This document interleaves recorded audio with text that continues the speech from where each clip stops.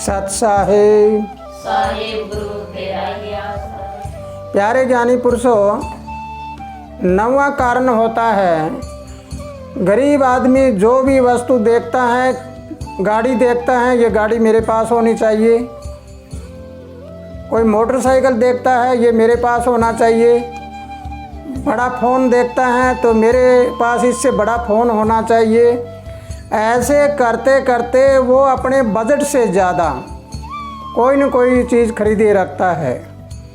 ऐसे करके वो अपने आप को गरीबी में धकेलता जाता है। आगे 10वां कारण है कि गरीब आदमी हमेशा लोक लाज से डरता है कि लोग क्या कहेंगे, लोग क्या कहेंगे, ऐसे शर्म में।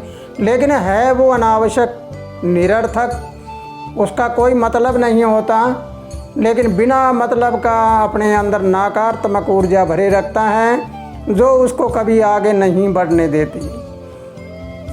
अगर ये इंसान अपने आप को लोक लाज से बाहर निकाल ले, जाति धर्म समाज से बाहर निकाल ले, तो कभी गरीब नहीं बनेगा। 11वां कारण होता है कि गरीब लोगों की सोच हमेशा विपरीत होती है, उल्टी सोच होती है।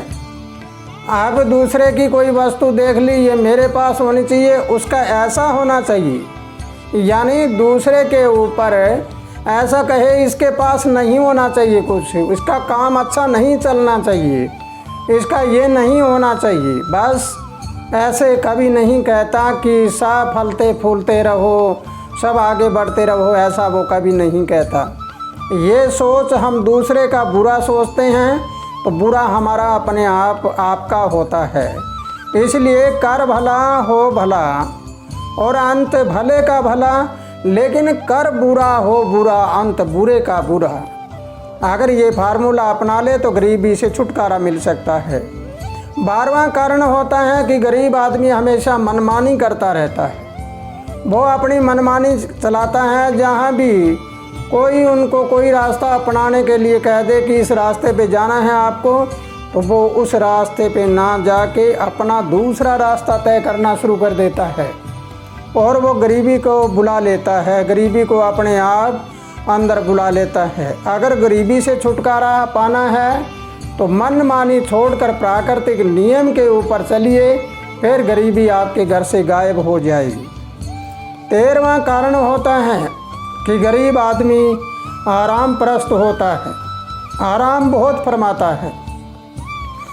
अगर सुबह उठ के उसको यूँ कह दे कि सुबह जल्दी उठो तो जल्दी नहीं उठता, वो सूर्य निकलने के बाद उठेगा और सुबह सुबह सोएगा तो मुँह धापड़ के सोएगा। सबको वो अपनी पगथली दिखाता रहता है और सुबह शाम को कहेगा मैं सुबह ये काम करूँगा।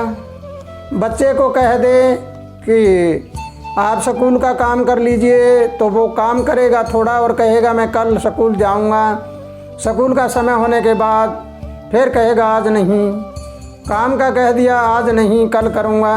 कोई काम वाला आ गया तो उसको कह दिया कि मैं आज तो मेरे और कोई काम है, लेकिन लेट उठकर फिर गलियों में घूमता रहता है। ये कारण है गरीबी का। तो मेरे प्यारे ज्ञानी पुरुषों, अगर इस बात को समझते हो और जानते हो तो अगला कारण जरा सुनिए। अगला कारण 14वां कारण होता है, गरीब आदमी हमेशा भयभीत रहता है, डरता रहता है कि ये ना हो जाए, ये ना हो जाए, ये ना हो जाए, ऐसा ना हो जाए। ये नकारात्मक ऊर्जा हमेशा उनके दिमाग को घेरे रखती है और घेरा डालने के बाद उनकी सोच हमेशा विपरीत दिशा में चलती रहती है और पैदा होती रहती है। आगे 15वां कारण है गरीब आदमी का। ये बड़ी गौर से सुनना है आपको। गरीब आदमी सवेरे सवेरे उठेगा तो उसके होंठ लटके हुए मिलेंगे और चेहरा उदासीन मिलेगा। जो जिसके सामने देखेगा तो ऐसे होगा। अब नकारात्मक ऊर्जा उसके दिमाग पर, उसके चेहरे पर होगी तो लक्ष्मी कहाँ से आएगी। सुबह सुबह खिलता हुआ चेहरा होना चाहिए, हंसी खुशी में होना चाहिए, लेकिन सुबह जो इस हालात में उठते हैं तो शाम को सोते वक्त भी यही हालात होती है और वो इच्छाओं में भरपूर रहते हैं ये होना चाहिए, ये होना चाहिए, ये होना चाहिए। गरीब आदमी कभी ये नहीं सोचेगा कि तेरी रूपरेखा है वो परमात्मा ने बनाकर छोड़ रखी है, जिस समय तुझे जो मिलना है उस समय मिलेगा। अगर तुम समय से पहले इसको प्राप्त करना चाहेगा तो तेरे दिमाग में नकारात्मक ऊर्जा के सिवा कुछ बनने वाला नहीं। अगला कारण है 16वां कारण, इसको भी बड़े गौर से समझना है आपको कि गरीब घर में जब एक बच्चा जन्मता है तो उसकी रोने की आवाज़ भी कुछ और होती है। वो आवाज़ किस वजह से होती है? वो पहला गर्भ संस्कार होते हैं, उस संस्कार के कारण होती है। जब वो बच्चा रोता है तो गलियों में दूर दूर तक सुनता है।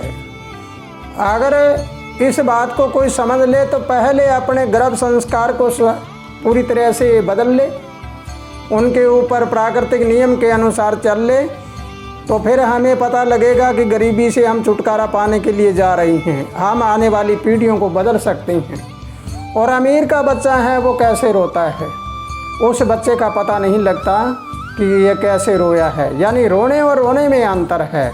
लेकिन अब इसके साथ साथ आपको एक छोटी सी बात और बताऊंगा कि जब बच्चा जन्मा है छोटा सा था तो उसके हाथ पैर और शरीर सारा चीज़ का विकास हुआ। किसने किया?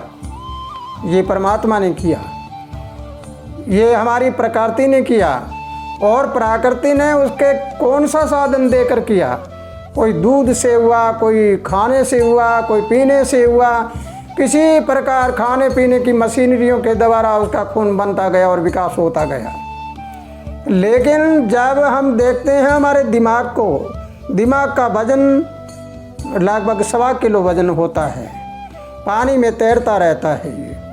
ये इस दिमाग की चाबी परमात्मा ने ये सब कुछ बनाकर इंसान के हाथ में दे दी कि ये चाबी तेरे हाथ में है। इसमें नकारात्मक ऊर्जा भरता है या सकारात्मक भरता है, ये तेरे अपने हाथ में है। अगर इंसान नकारात्मक ऊर्जा भर लेता है तो उसका दिमाग हमेशा गरीबी की ओर जाता है, और सकारात्मक भर लेता है तो अमीरी की ओर चला जाता है। लेकिन इन दोनों से बाहर निकलकर वो सर्वश्रेष्ठ ऊर्जा के ऊपर चला जाता है तो वो एक संत महात्मा या एक सर्वोपरि राजा बनता है। तो इसलिए मेरे प्यारे ज्ञानी पुरुषों, ये गरीबी के 16 कारण आपने सुने, और इन गरीबी से बाहर निकलने के लिए अब तुम्हें अपने दिमाग के अंदर चाबी लगाकर खोलना है। तुम्हारे दिमाग में क्या क्या चीज़ें भरी हुई है ये आपको अगली वीडियो में बताऊंगा। तब तक के लिए खुशहाल रहो, आनंद करते रहो। सत साहिब।